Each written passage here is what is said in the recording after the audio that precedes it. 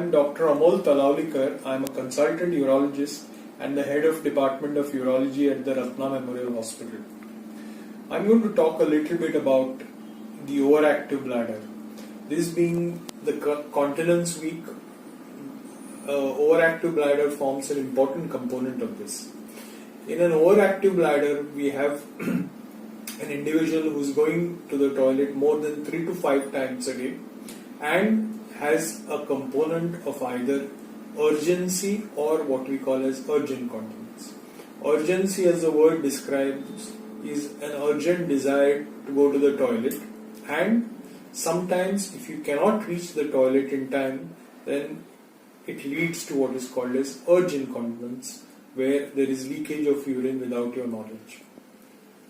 Now, this is a fairly common complaint in women above the age of 40. Because of the social embarrassment, many women delay treatment and come for treatment when it becomes socially embarrassing for them.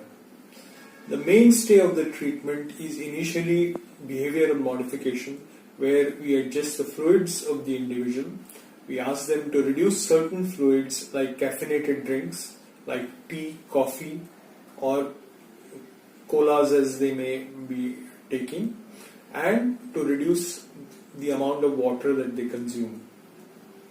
We also try to reduce the frequency of fluids that they consume. If this behavioral modification does not work and is not successful, then we go to the next step of putting them on drugs. The mainstay of drugs are anticholinergic drugs, which can be put into two groups. One group, which is the antimuscarinic groups, and the newer group, which is mirabegron, which is an alpha-3 agonist. Both these drugs can be used individually or in combination. They are equally effective, and because of their synergistic action, these drugs are helpful to most of the ladies concerned. In some cases, in less than between 10 and 15% of people, these drugs may not be adequately useful, and then we have to do surgical intervention, which can be in the form of what is called as an intestine